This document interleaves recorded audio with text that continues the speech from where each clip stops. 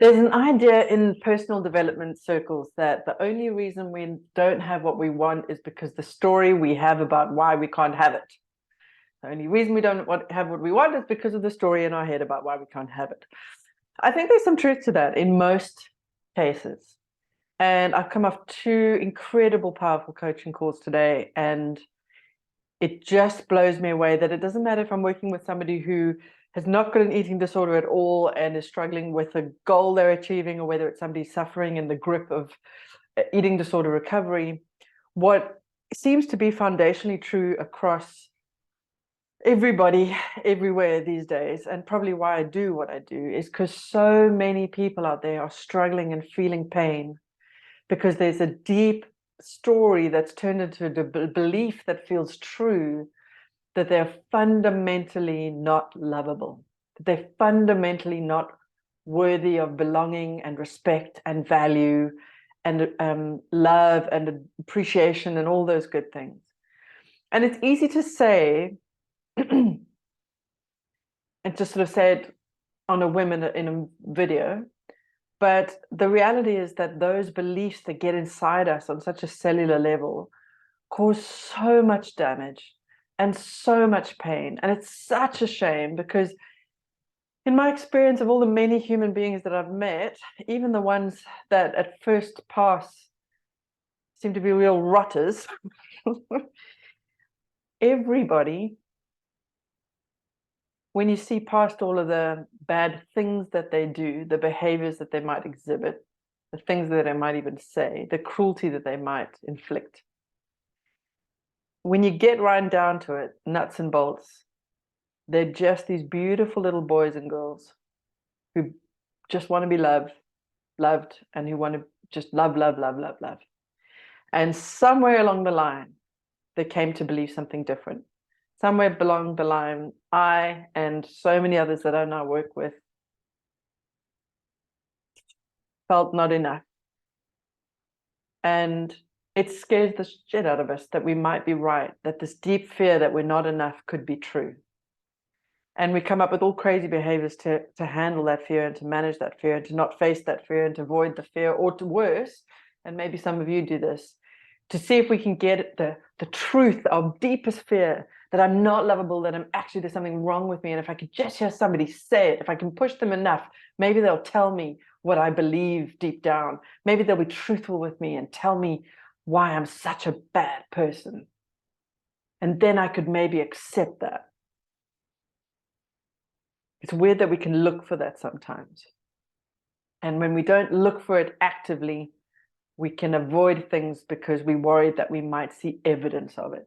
And I tell you what, freedom fighters, when I started making videos and I started posting on the socials, my deepest fear was that nobody would love me, nobody would accept me, or what I said wasn't going to be enough. And I think social media in some ways has a nasty habit of both reinforcing and negating that fear all the time. And yet constantly scratching and looking for it. Am I enough? Am I enough?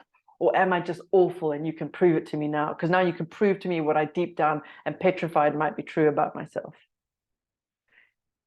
If I'm honest with you, the number of times I have something that I'd love to share on the socials and I don't do it because I don't look pretty enough today. And my deepest fear is that I'm too ugly to be on social media and that my ugliness will repel people.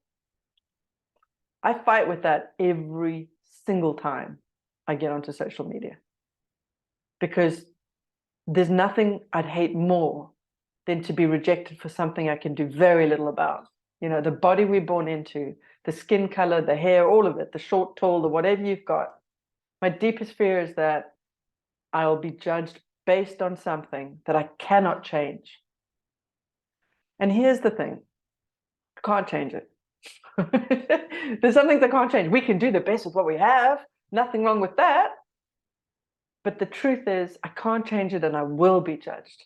And there will be people who will judge me on my looks, and there will be people who will be repelled by that and will choose something that's in a prettier package because they don't want that.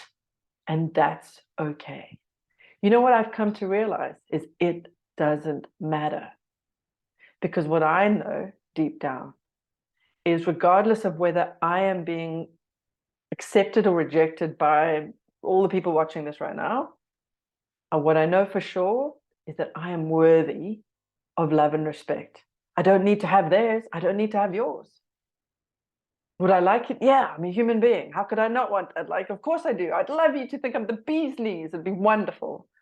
But you know what? If some people caught the first few seconds of this and turned off because they thought, don't want to be coached by her. I don't want to look like her.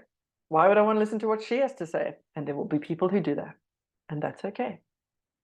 And there'll be people who think, if only I could look like her. And that's even hard for me to say because there's a part of me that doesn't feel like it's true. We fight with these demons, with these deep, deep, deep fears, because my deepest fear is if that I'm ugly, then I'm not enough. That I won't be enough and that I won't be able to reach my potential because of something that wasn't even my fault. And we do live in that cruel world. And I think there's a level of acceptance that's required around this. And I don't even know why I'm talking anymore, but it felt important and it felt valuable. Oh, I remember why. Because I have a feeling that if you're watching this, then you're probably feeling the same way. That there's a part of you that is either trying and scratching to get somebody to tell you how awful you deeply fear that you are. And there's a part of you that's struggling with the pain of feeling not enough. And some of you don't even want to look at that part. Some of you don't even want to open your hearts to believe you could be lovable, because if you were rejected, the pain of that would just be too unbearable to bear. On one hand, it's so beautiful that as human beings, we care so much about love and connection. On the other hand, it brings us all the pain. And there are days when I just want to hide away from the world, because I find interacting with other human beings can be the most wonderful thing and the most painful thing that exists. And it awakens every single one of my deep fears. And it feels like all I want to do is hide and become a writer and just be at home with my cats. If I had cats, I would have lots of them. But lovelies, when I work with people, beautiful souls, and I really mean this on the soul level, you know, you probably have a friend where you look at him or her and you just think, that person is so gorgeous and lovable and amazing, and they can't see it. I don't know what to say to break through to them. But they just believe that they're not, and I don't know what to do or say. Well, I think we're all like that a little bit. I'm still working on that. I'm a lot further because there's a part of me that fights for me now. There's a part of me that knows that I'm worth something. Maybe not to everybody, but to some people, they bloody love me. And I don't have to prove it. And I don't have to keep trying to keep their love. And I don't have to be perfect to get it. And I'm so lucky. I'm so grateful for that, because without that, I'm actually not sure where I'd be. But what I've realized is that everybody has those people. And if you're struggling with those ideas, if you can resonate with this, then your job is going to be to open your heart and open up to the idea that you might be as lovable as you could, more than you can imagine. And it's not for us to tell you. It's not for somebody to reach out and go, you know, you're enough. You've got to find it inside you, and it's there. When you feel pain, 9 times out of 10, it's because there's a piece of you that knows that you deserve love. And if you've been rejected or hurt, it feels out of integrity with what's real. That's why we feel pain, because a part of us knows that we don't deserve it, and we can't always understand why it's happening.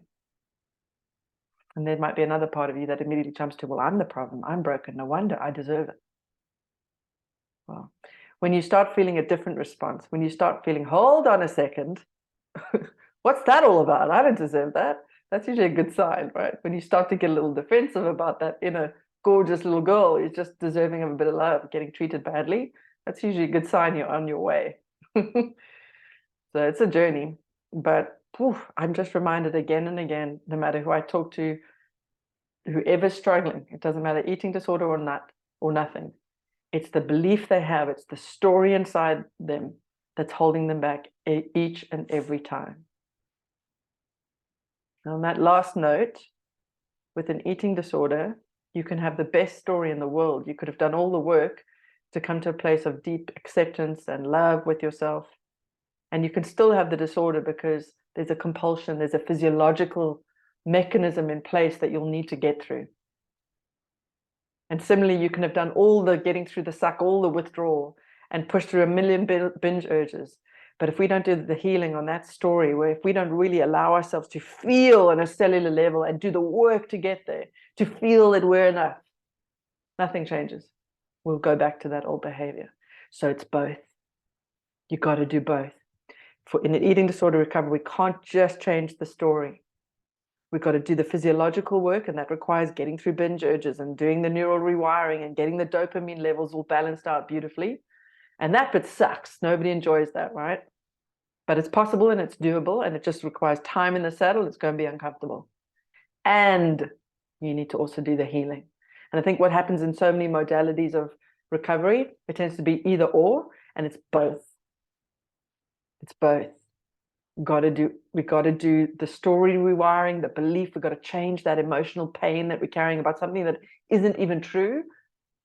And we have to get through the physiological changes. And the only way to do that is go through a series of repetitively getting through the desire and the urge to do it and not giving in. You've got to do both. It's not going to happen without both of those pieces need to be in place. You can get periods of recovery with one of them, but both of them need work. And that's why recovery is a journey, but it's the best journey you can be on, because there are plenty of people who will never get the sense, who will always feel not enough, who will go to their grave thinking that they are unworthy and undeserving of love. And I don't want you to be one of them. So speaking of which, if you don't want to be one of them, and you want to begin this journey, or you're on the journey, you've already done a lot of the work. Let's just be clear. A lot of people who I meet for the first time have already done a huge amount of the healing work of this piece, the huge amount of healing that poor little boy or girl inside them that felt not enough. And there's still some work to go, but they might be well down the path, and you might be one of them. So don't feel like, oh my God, there's so much to do, I'm never going to make it. You just start one day at a time, and you build and you grow. But I'm telling you, it needs both. And if you want to work on both, you can join me in the Bulimia Freedom Fighter group. And for the next 12 weeks, I'm going to be just rolling through, posting regularly and rolling through a lot of the content and all the tools and the skills and the drills that I teach people, partly for my own benefit, because I'm doing like a little refresher course for myself, partly to give me an opportunity to create some new content around that, and partly because I really want to deliver value and help you guys get to understand and know how I work, and so that you can take action, hopefully, from these videos and begin to feel these changes that I'm talking about and get yourself well and truly on the path of recovery. So join me in the Bulimia Freedom Fighters on Facebook.